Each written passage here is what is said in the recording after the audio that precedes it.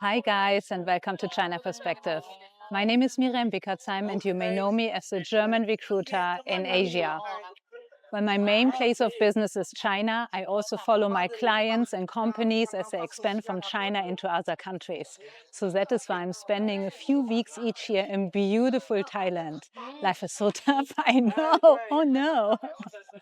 So today I want to give you a quick overview about Thailand's labor market and what's happening with jobs, salaries, and the changing culture of work. So whether you're thinking about working here, because I know the weather and the food and the people make it very, very tempting, whether you want to be investing in opening up your own firm here, or just curious how this Southeast Asian tiger is evolving, I hope this can be useful for you. So let's look at the big picture first, the economic backdrop of the country. Thailand's economy is regaining momentum. The GDP growth is projected to be around somewhere 2.9% in 2025, a modest uptick from last year's 2.6%. This rebound is driven by stronger domestic consumption, increased government spending, and, no surprise, a booming tourism sector. While some of my friends on the islands like Phuket or Koh Samui, etc., in the hospitality industry, and they say that things are a little bit tough since April as global uncertainty is reaching around the world, leading many individuals, travelers to tighten their purse strings, the market is still huge. Thailand expects to welcome about 40 million visitors in 2025, matching pre-pandemic levels. Tourism revenues alone are projected to top 3.4 trillion baht, fueling jobs in hospitality, transport, and entertainment. Foreign direct investment, particularly from countries like Japan, China, or Germany, play an important role in supporting Thailand's manufacturing and technology sectors, especially in the Eastern Economic Corridor, a key infrastructure and innovation hub which is extra additionally to the tourism and the hospitality field. And this is affecting the employment trends. So Thailand's workforce is around 40 million people, and the official unemployment rate remains impressively low, just under 1% at about 0.89%. Most people who want to work are working, although many are employed in the informal sector. The labor force participation rate sits at around 67%, which is stable and very healthy. From what I hear from my friends in network, especially the big cities like Bangkok and so on, there are many job opportunities available, and Thai individuals with proper English bachelor degree really have their pick. Jobs are growing in several key sectors, such as construction, thanks to new infrastructure mega projects, tourism and services, riding the post-COVID wave, and high-tech industries like electric vehicles, semiconductors, and artificial intelligence. The electric vehicle production alone is projected to create about 150,000 jobs by 2030, a big opportunity for a country better known for its beaches than its batteries. A lot of Chinese firms are also in Thailand and starting to increase their manufacturing here. It's worth noting that white-collar sectors such as finance, digital marketing, and education are seeing renewed growth, especially in Bangkok and in Chiang Mai. As always, the demand and supply of employees versus the number of jobs available greatly influences something we all care about: the salary levels. Money, money, money. Money makes the world go round no matter where you are. So the average monthly wage here is about 15,000 baht, which is give or take $442. The minimum daily wage increased to approximately 374 baht in January 2025 this year, although this varies by provinces. Wages in Bangkok here, for example, are typically 20 to 30% higher than in rural areas. Due to the different development levels of the country and the different industries, for example, agriculture, hospitality, or high-tech manufacturing, the spread can be very wide, actually. Wages in manufacturing have risen about 5% year over year, driven by labor shortages and growing demand for skilled workers. However, inflation and living costs also affect workers' real earnings. If you're in tech, engineering, or advanced manufacturing, your paycheck is likely growing faster than average.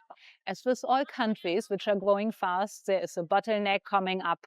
So here's the challenge. While jobs are available, many workers lack the skills employers need. So there's a notable mismatch, especially in digital technology, engineering, and automation. Basically, the industry and the requirements of companies have upgraded much, much faster than the individual people had the chance to upgrade their own skill. So if you're a company looking to employ people here, that is something to really carefully consider. That's also why the government in Thailand has stepped up vocational trainings. Efforts include notable partnerships with Germany, but also Japan. Programs like the German dual education system combine classroom learning with hands-on experiences, aiming to build a more future-ready workforce. But closing the gap will take some time. Another side effect of a growing economy and increasing wages are something that employees like and companies don't. Job hopping, Gen Z style. So that means one major shift we're seeing is cultural. Thai Gen Z isn't focused on climbing the corporate ladder like previous generations. This is actually not specific to Thailand. This is a global phenomenon that we are seeing, largely fueled by the fact that the so-called social promise is not working out anymore. You remember, if you're my age or older, I'm 42, the promise where they told us if we only work hard, we will be able to buy a house and live well once we're older and everything will be fine. That's the thing that does not work out anymore for younger generations and will, in my humble opinion, bring a massive change to the world as we know it. But okay, that's not the topic for today. We're just saying. Anyhow, more young professionals are job hopping, freelancing, or prioritizing work-life balance over status and seniority. For many, promotions mean more stress and responsibility, so they're opting out, choosing side hustles, passion projects, or even remote gigs instead. And speaking of remote gigs, Thailand is becoming a magnet for digital nomads and global talent. I actually made a separate video about working remotely in Thailand, which I'm linking for you below in the description.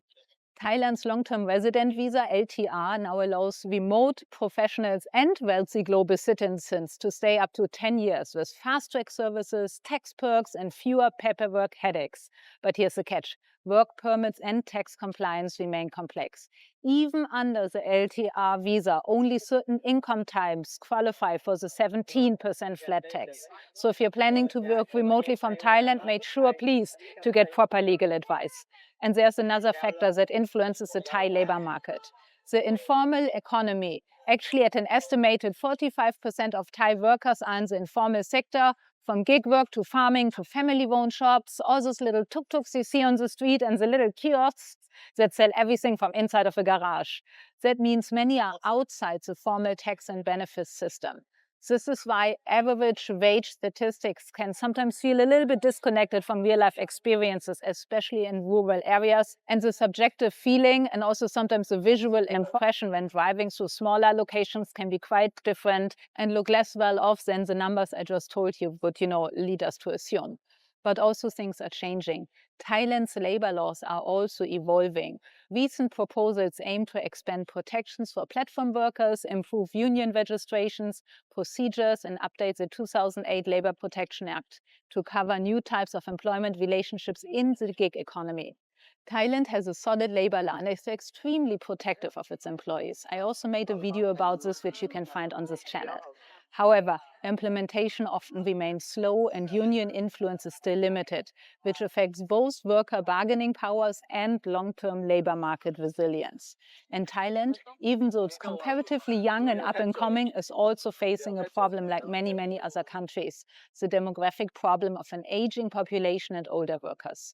By 2030, 1 in 4 Thais is expected to be over 60. This demographic shift is prompting companies to rethink retirement ages, invest in senior reskilling, and even include elder care support in employment packages. So what does it mean for you? It means that Thailand is an interesting and actually quite mature market. If you want to come here for cheap production and then exporting into many other countries, please make sure that you will find the right talent that actually has the qualifications that you need to produce whatever you are producing. On the other hand, as Thailand increases its economy, there are many opportunities here. Guys, I hope you enjoyed this little video and let me know what you think. Would you work in Thailand or would you start a company here? I would really appreciate it if you let me know. Please like and subscribe my channel, as I just started it in January this year and I'm still trying to grow it. That would really mean a lot to me. Thanks guys, bye.